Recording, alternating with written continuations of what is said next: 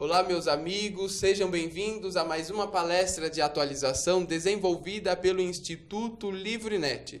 Hoje nós temos a honra de receber em nossos estúdios o professor Diogo Reis, que é mestre e doutorando em Direito pela PUC e também professor de Direito Eleitoral. O tema do qual o professor vai tratar é convenções partidárias. Aproveito para informá-los que a nossa palestra será dividida em 3 blocos de 15 minutos, sendo que o primeiro bloco estará disponível para todo o pessoal, independente da assinatura do conteúdo NET, e os demais blocos somente para o assinante do conteúdo. Aproveito para fazer o convite para que venha ser assinante. Professor Diogo, seja muito bem-vindo. Ok, muito obrigado, Saulo. Agradeço a oportunidade de estar aqui no Instituto LivreNet, que é sempre uma honra trazer informações do direito com segurança e qualidade, como sempre faz o Instituto LivreNet. Hoje o nosso tema se refere às convenções partidárias.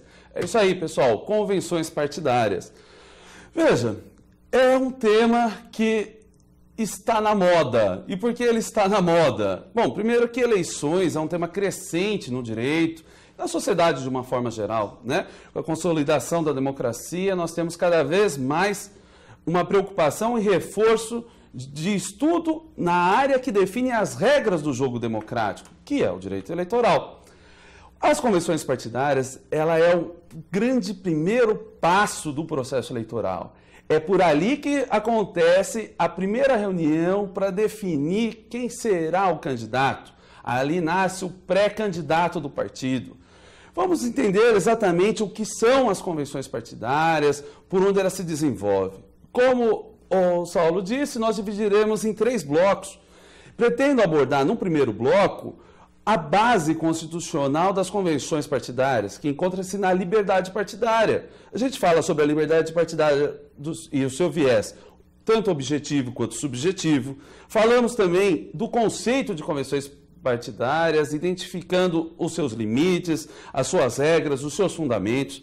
Ainda no primeiro bloco abordaremos competências judiciais para discutir a matéria, abordaremos também data de realização. Passando então para o segundo bloco. No segundo bloco, a coisa começa a esquentar um pouco mais. Já com uma definição prévia de convenção, passamos a discutir o local de realização, se há obrigatoriedade que seja um local A ou B. Discutimos também o uso de prédio público para convenções partidárias e o seu conflito com o artigo 73 da Lei das Eleições. Discutimos também a documentação, o modo de desenvolvimento, todo o procedimento que ocorre às convenções. Falamos também da legitimidade para questionamentos e a invalidade das convenções, fechando com as questões referentes à quantidade de candidatos e vagas remanescentes. No terceiro bloco, o polêmico tema da substituição de candidatos. Vamos falar dessa substituição, seja antes do registro ou depois do registro da candidatura, tanto para os cargos majoritários quanto para os cargos proporcionais. Falaremos das prévias eleitorais, falaremos da hierarquia partidária, abordando ainda a candidatura nata. Tem coisa para falar, então vamos lá, pessoal. Prestem bem atenção, vamos começar por esse escopo constitucional, as liberdades partidárias. Isso aí, está lá na Constituição, a sua base é o artigo 17 da Constituição brasileira. E eu vou dividir para que a gente consiga compreender plenamente a liberdade partidária por seus 2 vieses. Uma liberdade partidária por sua característica subjetiva e a liberdade partidária por sua característica objetiva. Essa divisão subjetiva e objetiva que a gente tanto está acostumado se refere ao seu referente, ao que se fala. Por exemplo, subjetiva se refere ao sujeito, objetiva se refere ao objeto. Qual é o nosso sujeito em matéria de partido político? Nosso sujeito são os filiados. Então, a liberdade partidária, por sua característica, o seu viés subjetivo, se refere aos sujeitos do partido, ou seja, seus filiados. Já a liberdade partidária objetiva se refere ao seu objeto. Qual é o objeto? O próprio partido político. Vamos ver um pouquinho com mais detalhe cada uma delas. A liberdade partidária subjetiva é a liberdade que o filiado tem de se desligar, sair do partido político. E a liberdade que a pessoa tem, o cidadão tem de entrar no partido político. Veja, a liberdade envolve o partido político, mas pelo seu aspecto do sujeito, o subjetivo, que pode entrar ou pode sair do partido político. Já por seu viés objetivo, ele traz as questões referentes ao próprio partido político, Que questões são essas? Primeiro, a criação do partido político, a liberdade de se criar um partido político. Lógico que tem uma série de requisitos, mas há total liberdade para isso, com poucas limitações, que não é o nosso objeto de hoje. Além de criar, também há liberdade para que se transforme o partido político. É isso aí, para a transformação. Transformar como? Pegar um partido ruim e transformar ele em bom? Não, isso é tarefa dos políticos. Do direito se preocupa com outra tarefa. A tarefa do direito se refere à transformação partidária com a fusão ou incorporação de partido político. Como que isso acontece? Qual a diferença entre uma coisa e outra? Fusão de partido político é a união de 2 ou mais partidos, transformando um terceiro partido, um novo partido político. Já a incorporação, ela é a união de alguns partidos dentro de um outro, mantendo aquele partido. Então, por exemplo, o partido X, Y e Z resolve se fundir e formar o partido A. Por exemplo, o partido X e Y resolve incorporar ao partido Z. Então, o partido X e Y morre e o partido Z cresce, mas não cria-se um novo. É essa a diferença. Outra característica dessa liberdade partidária objetiva é também a possibilidade de extinção partidária, extinção do partido político. Maravilha! Extinção do partido político. Também, o partido também pode morrer, acabar. Ok, fora isso, nós temos ainda a base das convenções partidárias, que se refere ainda à liberdade objetiva. Eu digo que isso é a autonomia partidária. É isso aí, pessoal, autonomia partidária. A autonomia, no sentido jurídico e no sentido que nos interessa aqui, ela vai além daquele, posso fazer o que eu quero. Ela diz o seguinte, auto é produção de algo para si. Nomia, normas. Veja, a autonomia é a produção de normas para si. Isso quer dizer o quê? Que o partido político pode produzir a norma para si. Qual é a norma do partido político produzida para ele? E por ele? O estatuto partidário. Exatamente, o estatuto partidário. E por que isso é importante para as convenções? Porque nós veremos que a base das convenções partidárias, por força da sua autonomia, está concentrada no seu estatuto, no estatuto do partido político. Vamos pensar um pouquinho, prosseguindo, encontrando o conceito de convenção partidária. Qual é o conceito de convenção partidária? Vejam, convenção partidária é a reunião de filiados. É a reunião de filiados pretendendo a opção, a escolha daquele que concorrerá às eleições. Ok?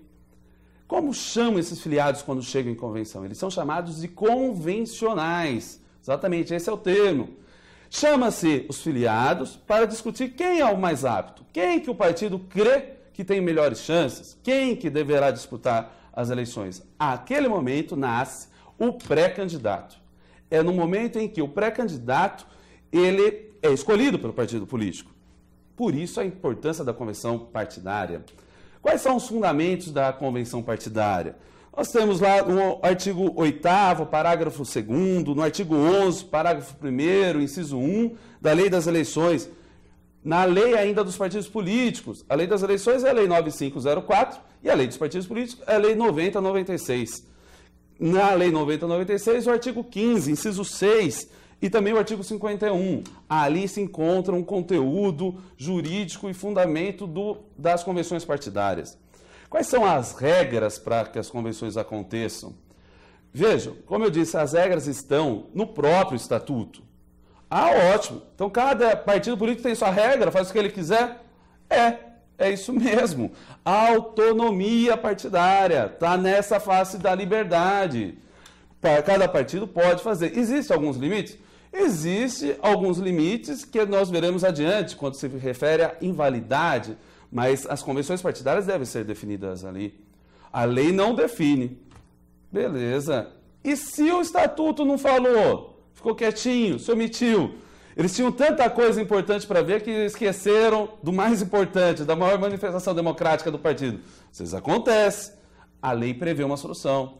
ela diz que deve ser publicada no Diário Oficial da União, com 180 dias antes das convenções partidárias, todas as regras, ou seja, como serão realizadas as convenções, qual o sistema normativo, como que aquilo vai acontecer na prática. É isso que se espera. Veja, limites dessas disposições estatutárias quanto à matéria de convenções. Veja, é uma matéria interna corporis. Isso quer dizer uma matéria dentro desse corpo, que é o partido político. Veja, essa matéria não interessa a ninguém fora do partido político. Por isso que tem uma ampla autonomia. O problema é que existem algumas situações, como, por exemplo, o princípio da inafastabilidade da tutela jurisdicional. Como eu vou resolver isso? Fala assim, olha, eu não posso deixar de me socorrer ao judiciário só com base que o partido tem autonomia e faz o que ele quer. Veja, o partido ele tem limites e a legalidade dos seus atos pode ser revista pelo Poder Judiciário.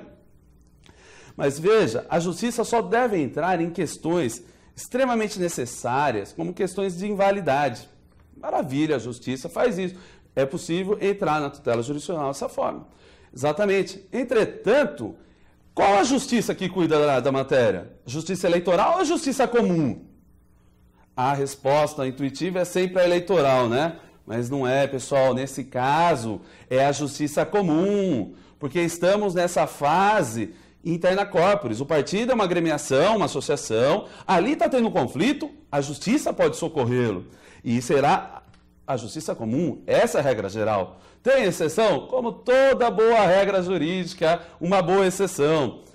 Uma exceção, de maneira geral, é assim, os assuntos que cuidam da organização e operação dos partidos acabam caindo na justiça eleitoral.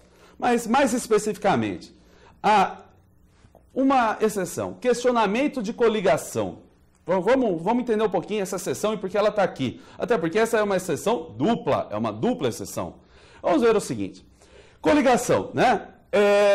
Não é o tema de hoje, mas só para a gente ter uma ideia, é a reunião de partidos em prol da campanha. Belezinha, é isso. Todos esses partidos formam uma coligação, que é uma espécie de um partidão temporário, só funciona para aquele período. Veja, para questionar qualquer situação perante a justiça, a coligação, depois de formada, ela deve ir em bloco, não é um partido só, como se fosse um partidão. Agora tem uma exceção, se for questionar a própria coligação, né? Vamos supor que um dos partidos coligados quer questionar a própria coligação numa questão de convenção partidária. Que justiça ele procura? A eleitoral. Vamos supor que um partido quer discutir a coligação por uma outra questão que não seja uma questão de convenção partidária. Que justiça procura? A eleitoral também. Vamos supor que um partido quer discutir uma matéria em convenção partidária que não tem a ver com a coligação. Que justiça que ele procura? A comum. Percebam a diferença? Então, é assim que acontece. A justiça comum, ela acaba servindo para todas as matérias como regra geral, excepcionalmente para essas questões, por exemplo, de coligação. Outras duas questões que podem cair também nessa fase de convenção partidária é a que se refere à propaganda intrapartidária e à propaganda partidária. Como isso? Vou explicar. Quando acontece da propaganda intrapartidária, que é aquela propaganda que é feita para dentro do partido, ou seja, vai falar assim, poxa, escolha eu como pré-candidato, eu sou melhor que fulano, escolha ciclano, escolha não sei quem. Essa campanha, essa propaganda intrapartidária, que é voltada para os filiados, quando ela extrapola e vira, na verdade, uma propaganda dissimulada. Aí a Justiça Eleitoral pode cuidar do assunto. Quando é o caso também de uma propaganda partidária, né? Faz a propaganda partidária e, na verdade, é uma propaganda eleitoral dissimulada e não uma propaganda partidária. Esses são casos que, mesmo na fase de convenções partidárias, acaba caindo na Justiça Eleitoral. Vamos ao último tópico desse nosso primeiro bloco e em breve continuaremos com os outros blocos e as questões mais polêmicas da matéria. Veja só, data e local de realização das convenções partidárias. Tem uma data certa? Bom, a lei diz que elas devem ser realizadas entre 10 e 30 de junho do ano eleitoral. Entre o dia 10 e 30, qualquer dia. Cabe quem escolher? O partido escolhe, ou o próprio estatuto já prevê, sempre o primeiro domingo, o segundo, nesse período, enfim, liberdade estatutária. Pode ser na segunda, na terça, na quarta, na quinta, ou tem que ser no domingo, no feriado, como costuma ocorrer? Depende do estatuto. Se o estatuto prevê que ocorrerá no feriado ou domingo, deve seguir o estatuto. Se não prevê, fica livre. Mas veja, é sempre viável que coloque num dia fácil para que todos vão, porque a ideia é que eles vão. E eles vão onde? Qual é o local que se realiza? O local que o estatuto fixar, o estatuto que escolhe. O estatuto pode escolher, inclusive, fora da capital. Por exemplo, a convenção regional ou convenção nacional, por exemplo, não precisa ser em Brasília. A regional do estado de São Paulo não precisa ser na capital de São Paulo. Mas vejam, as municipais devem ser nos limites do território municipal, né? Um diretório não deve funcionar fora daquilo. Esses são a matéria referente ao local. No próximo bloco, nós trataremos da questão do confronto do artigo 73 com as questões do prédio público e questões como a invalidade e legitimidade para se questionar as convenções. Muito obrigado.